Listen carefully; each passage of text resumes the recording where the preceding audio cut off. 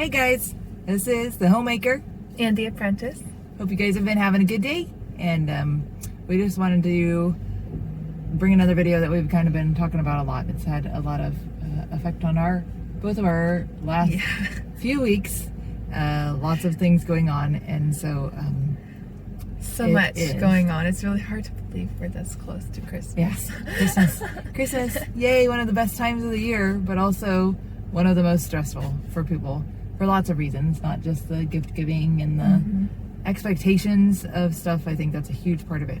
Yeah. But then also the ending of some things and the beginning of others, and so that's where she's been dealing with some of those kind of stresses of school semester ending at one school, and we're switching over to another school for some dual credit stuff, and so trying to make sure that we have stressful. all of our pieces and of the puzzle intact, and trying to get all that together and make sure that we've got it all turned in so we can really enjoy the holidays. And so then I've got my little list of things that I'm doing, which I don't always write down, as we talked about in our last video, but I have my little list of things that going, and so I'm like, if we can just get this and this and this and this and this knocked out before Christmas gets here, then I'll feel so much better. I can enjoy it. It'll be great. And then I relay those things to her, which causes, what does it cause?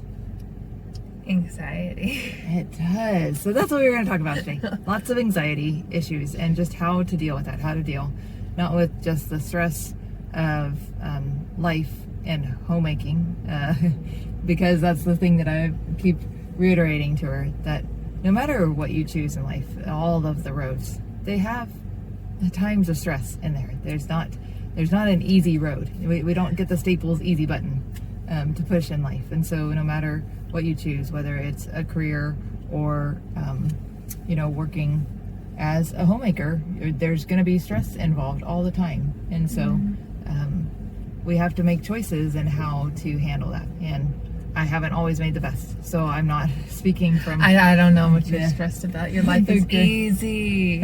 So easy. So the great experience of my life is not the one to follow and everything, because I'll just give you a little background on mine, and then we can, Audrey, I want her to give you some, and then we can compare how ways that I've maybe been able to help her, things that I can help her think through. Wait, what all are we talking about? The background?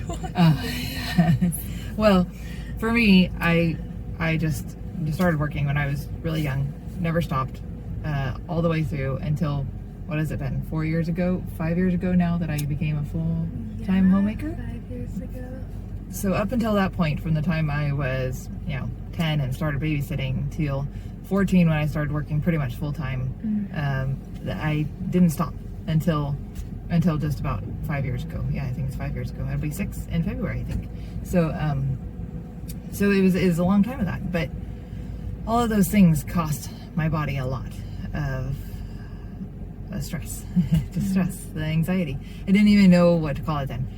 These are some of the things that younger generations now, Gen Zs, even millennials and stuff, a lot of us Gen Xers, I'm in that category, we didn't have terms for a lot of these feelings or ideas that people throw around today as just a common occurrence. Like, oh, you deal with anxiety?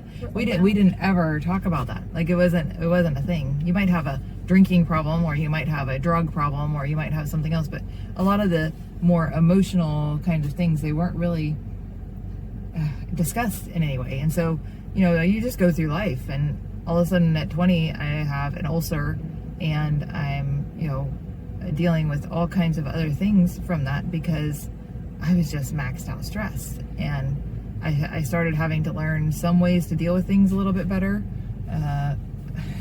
but I didn't really. That's the thing, I didn't really learn how to do it, because there was no time to stop. You couldn't,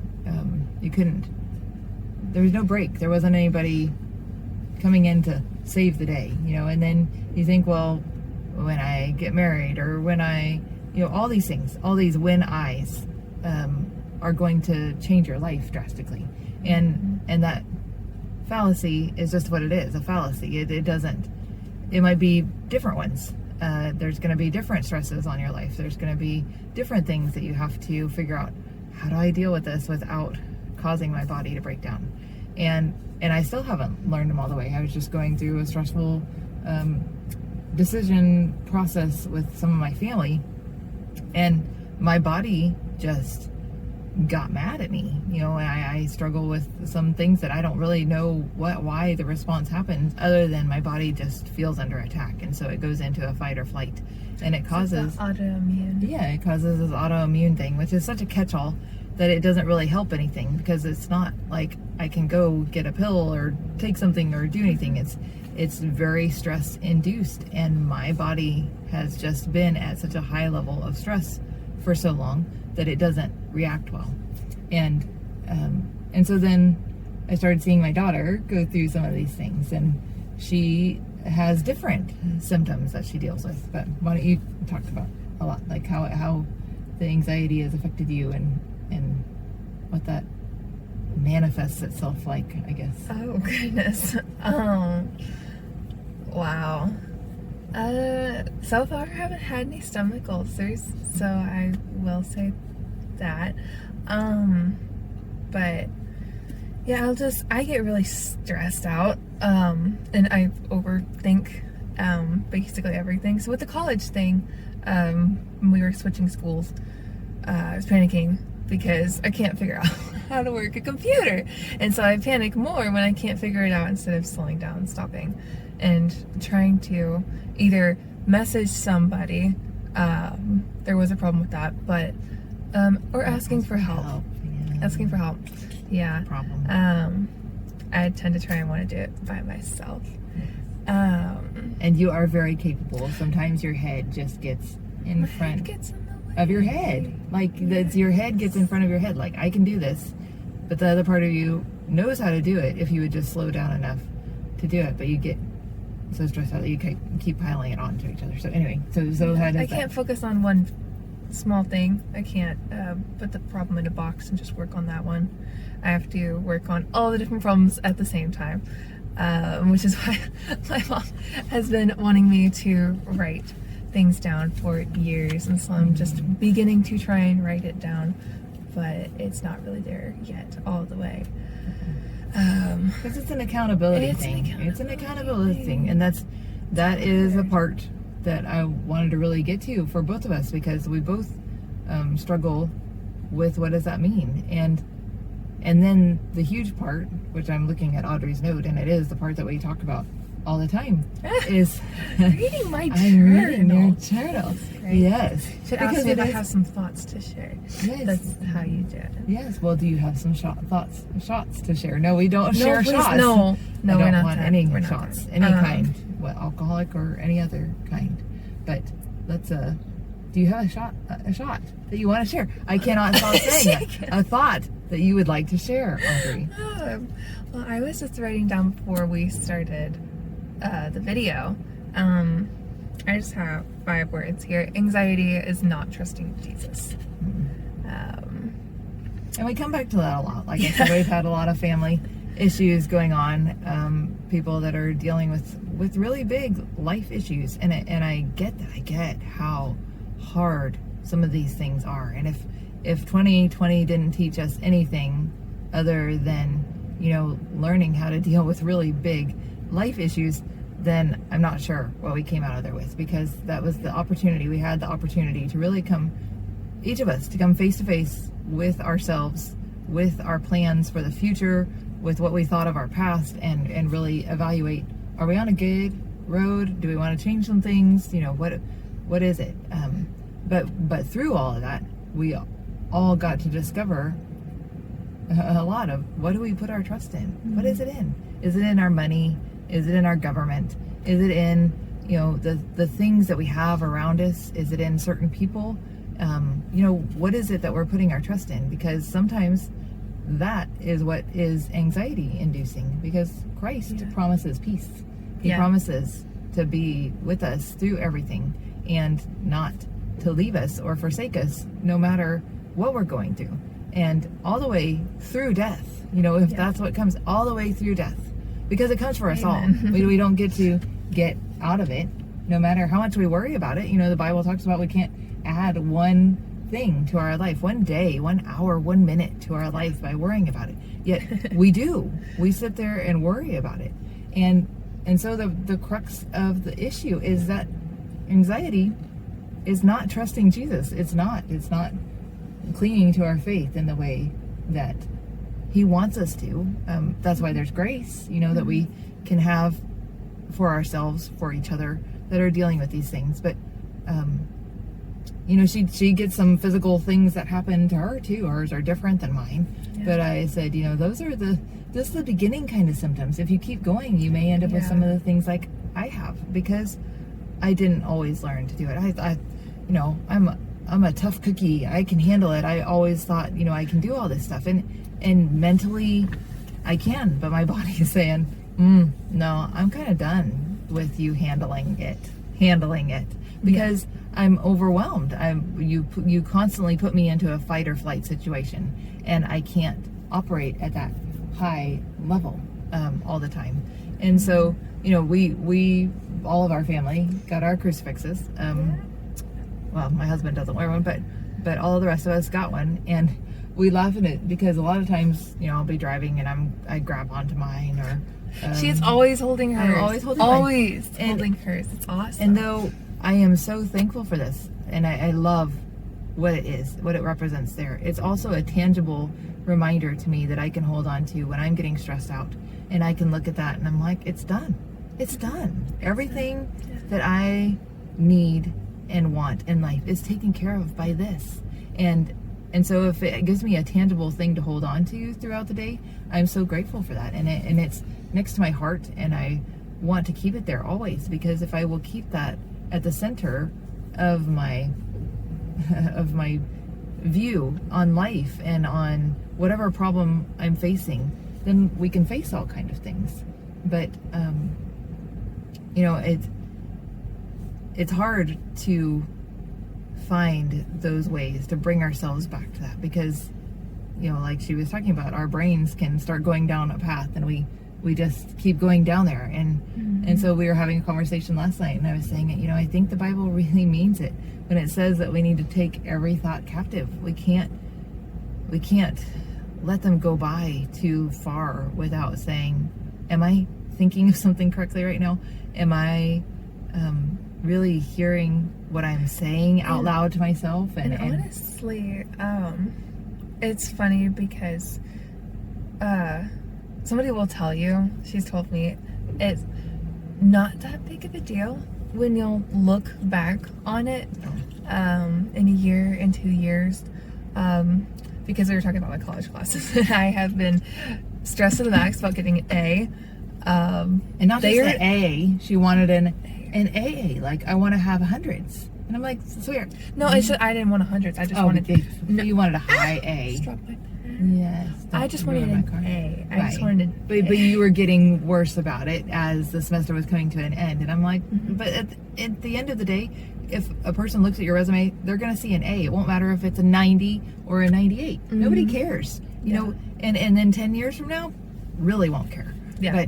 But we get ourselves so worked up about things. So anyway, sorry, I interrupted you, but I was just trying to put that little part in there because but it's always hard to hear of perfectionism that we deal with. Mother. Oh, I have it too. How much of this stuff is hereditary? How much of it is stuff that we pass on to our children unintentionally? And that's where does perfectionism come from? I really want to look into that. Yeah, sin. It comes from sin. Yeah. I mean, but that's what it is. Thinking that I can make something perfect if I just try hard enough. I mean, that's what the result is. If we can just. Yeah, if we can just. And then these sounds like echoes of a snake in a garden to me. You know, I mean, that's what it is. And if we can really stop ourselves and listen to what we're saying to ourselves, I think we can have aha moments about the stress. But as a homemaker and an apprentice, and thinking about my role and why she strives for perfection, what is that? What have I, as a mother, set a bar for her as, or is it naturally inherent in us, or where are those lines to cross? And so it's humbling for me to think, I don't want this for you. I don't want you to be struggling with these things, because I don't know how much of it is my part, but I know that I'm hard on myself, and I say it out loud, and they see it, and they see when I'm like, oh, I could have done that better. I could have done that better. I should have done this. And I can't leave something alone until it's perfect, right? Sometimes. I'm not that way about everything. I really am not. There's tons of things that I don't care. But if my name is going on it, or if I feel like people are counting on me to do something, then I want to do it really, really well. And I don't like feeling like I've only given, 80% or something. And so I will not sleep. I will do things that are detrimental to my health and to my, my physical health and my mental health, to prove what? And that's the thing that I come back to a lot. And that's what I say to her, like about that A. First of all, okay, fine, get the A. If you get the A, if that's your best and you were able to do the other things that you wanted to do at that time, that was one of the things that I was telling her. Like, you have to look at your life as a whole scope. So you don't want to only be focused on school unless you, if your intention is to be a president of the United States or to be a doctor or something where that little bit of level could change it from being accepted to not accepted, then there's something that you could work on with that. But go ahead, you can say your point. Trying to remember what it was here. Oh, okay. Bear with me. Yeah, okay. I lost it. Okay. Well, that's okay. Maybe we'll get back to it. That's what it was. Okay. The time that the college classes were taking up, because it wasn't just here's an assignment to do and you do it and you turn it in at this time. I was getting on there every day to respond to posts and to do posts and look over different things. So it wasn't a 1 or 2 day thing on the computer where I could get off of it. I don't like being on the computer very much. She's very capable about being on there, which she downgrades herself for a lot. And it's not that I'm not capable. It's just that I don't overwhelming. Like it. Yeah. I really don't. Well, yeah. She's a typical female in the fact that she likes to have, like, I don't know, you have 4 separate browser windows open with like 10 tabs each of them or something. Yeah.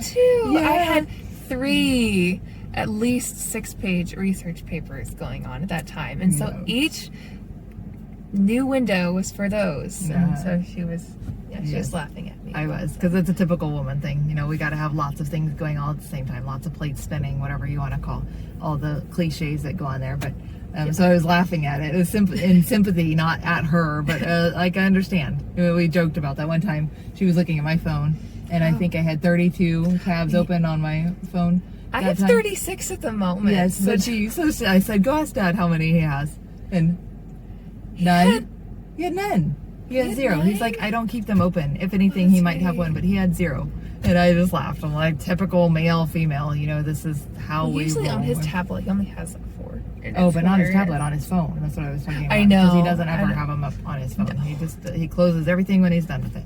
And that's typically not women. But that is a huge amount of stress that we carry. And I think that's one of the things for us as homemakers to realize, it is a calling that we have to be the best moms, wives that we can be while we're at home.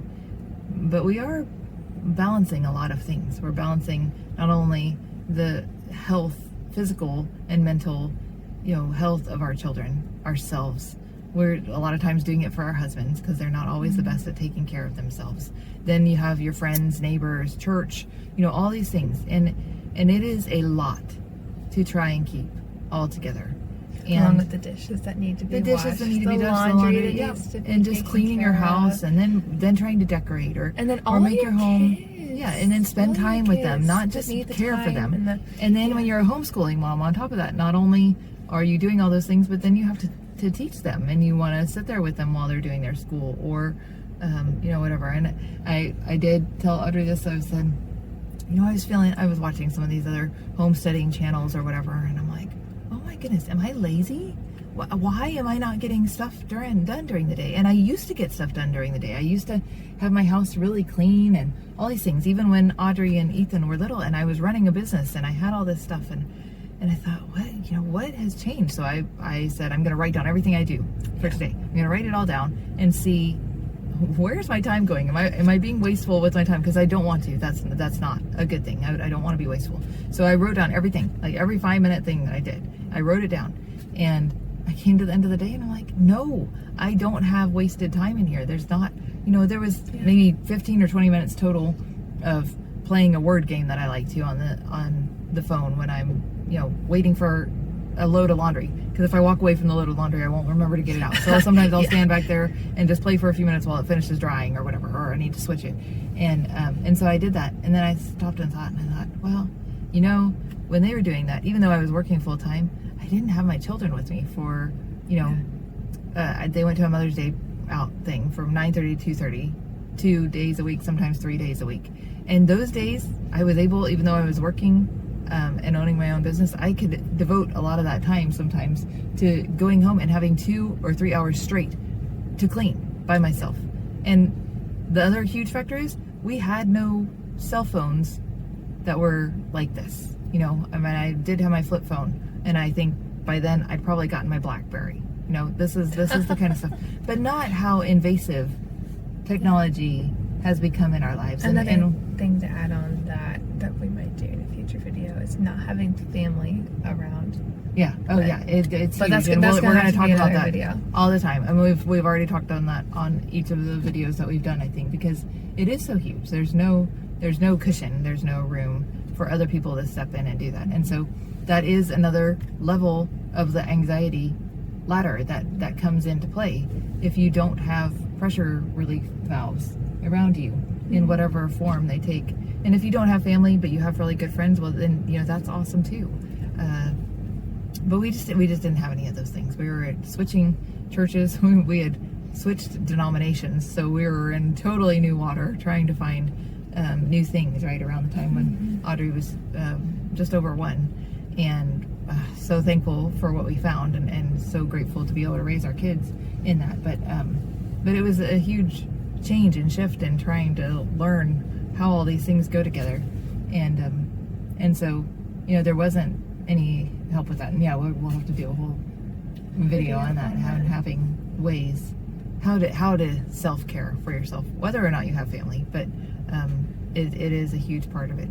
And so I don't know, everybody's gonna have things that we worry about in life, and that's what I was trying to tell her. I said, even if your dreams of exactly what you want came true, even if you found your spouse tomorrow and you guys get married quickly, there's gonna be other stresses. It just is life, and so we have to learn how to manage it. It's not that the stress is wrong, and it's not that we can't learn valuable things going through these things, but we do have to learn how to manage that well, how to put the right things first so that we don't cause our bodies to break down, or our minds, and it's not healthy. And it's so easy to put off that hour of sleep because you want to get something done, or to whatever, but then we end up burning the candle at both ends, and then you end up with no candle. You really don't. And that's where my body has been, and what I'm trying to help her learn to prevent now, because it's not a life of choosing no stress or a life of choosing lots of stress. It's life that comes with stress, and that's why God reminds us over and over again that my grace is sufficient for you. I am the maker of all things. I own the cattle on 1,000 hills, so if it's about something that you need, I can give it to you. If it's something that I think you need,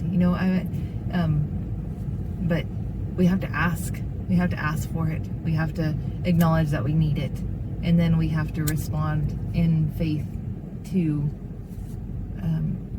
whatever He gives us, and say, okay, this must be what you want me to have right now, even though I don't like it, even though I'm stressed out about it. I don't see any other plan. And that's what that's where it came down to for us a lot too. I'm like, Audrey, you have to just make a decision about what path you're going to go on right now. It doesn't mean it's your forever path for this, but if there's no other doors open, then you do the thing that is in front of you for right now, and you handle it. And you have to say, okay, God, this is what you've given me right now, and I can do it well, or I can do it poorly, but this is what you've given me right now, and I want to do it well. And if we bring all of our anxiety issues back to that, then we can deal with it without causing ourselves harm in the long run. But just being a homemaker and a wife doesn't mean no stress. It really sometimes can be quite the opposite. It can be more stressful because you don't get those breaks. You don't have those things when the kids are sent off to school or to daycare for a while, and you get to have me time or whatever. It's a constant battle, which is why you got to have a spouse on board with the whole idea of being a stay-at-home mom, and have somebody who appreciates that and understands that and can come in and give you a break when necessary, and hopefully have family around that does that. So, do you have any other thoughts that you want to add to this one? This is probably going to be one that we come back to a lot, because I think it is something. I think it's something that we both saw trying to find, other channels that we watch that were talking about simple living and simple life and how to be a good homemaker. Ideas, just about what does it mean to do this well, and we're drawn especially to it. this one lady. I'm not gonna talk about names here, but this one lady who was just making all of her food, all of her decorations, all of her everything from scratch, and I'm just thinking, I can't do that. I mean, if the Lord blesses me with a large family, which I that he will, I don't think I'm gonna have time to be sitting there making all of this stuff from scratch, and it's just putting expectations on myself. When I watch it, I feel like I need to be doing that, and which really induces anxiety, which induces the anxiety, because a lot of it just comes from outside expectations, but most especially from the expectations we put on ourselves. They really don't need to be there. So I think that's all that I have to say on it. Internal and external anxiety are different, but they can result in the same thing, and we can't always mitigate the external anxiety. So what we can control is the internal anxiety, and finding ways to handle that better. And so as a homemaker, it's going to be an essential skill to you, and like I said, I'm not the best at it yet. I'm still trying to learn, and she's seen some of the progress that I've made and some of the places that I still struggle, and because of who she is, it's brought it to light more for me, like, oh, okay, maybe this is why I'm dealing with these things, because I have been living under such high stress for a while, where there was nobody before that to really see that in that happening to them, because I was looking around at the other people thinking, well, if they're doing it all, I should be able to do it all. And you don't know what's going on in their lives. Stop with the pen I'm clicking. sorry. You don't know what's going on in their lives or what they're dealing with, and so we need to be careful about that. So of comparing ourselves to something that we really don't know. So anyway, I think we'll end it there. But if you're dealing with anxiety, first of all, if you're a believer, then go to the Bible. He points us to so many ways to trust in Him. He gives us, He gave us His Son. I mean, He can't ask for more than that, and yet a lot of times we think it's not enough, and so we have to constantly be reminded of it, and that's why I love to wear this, because it reminds me of it. And when I forget, I can look down and see it, and sometimes I have to say it over and over to myself before it really can sink in. But we have a mighty God who wants to help us through whatever trials and tempering He's putting us through. And sometimes we can choose to not do it, and sometimes we don't get a choice, and we have to walk through the fire anyway. And He goes through the fire with us, just like He did for Shadrach, Meshach, and Abednego. He went through the fire. Actually, just celebrated that in the church here. Yeah, so I think that was yesterday, the day before, December 17th. So. Yay!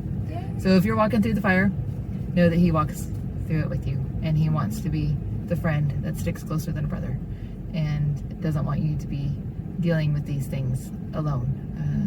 So cry out to Him, ask Him for help, and will not let you deal with these things alone. Yeah, He won't. At least He is there, and sometimes He will bring a friend or a family member alongside you to help you. But until then, He is enough. The Lord is my shepherd. That's all I need. It's a very simple thing to think, but to put it in practice and to actually walk through it every day is a challenge and something that you will face as a homemaker, as any other profession in life, but even more especially as that one, because Satan wants to destroy the family, and he wants nothing more than to cause anxiety and stress within that framework, because it suits his ends. So, if you're dealing with it, know that you don't have to do it by yourself, and reach out for help, talk to others, and just know that he's got you in the palm of his hand. It's paid for. Look, the cross says it all. It says it all. So, you guys, I hope you have a great day. Enjoy the time. If you're finishing getting ready for Christmas, I'm not sure when this is going to get up, but we've still got lots of stuff to do and clean up before family comes, and so we'll be busy homemaking. Yes. Yeah. Not stressful homemaking. Not stressful homemaking. Yes. But busy. So anyway, so you guys have a great day. Yeah. Yeah. We'll see ya. Bye. Bye.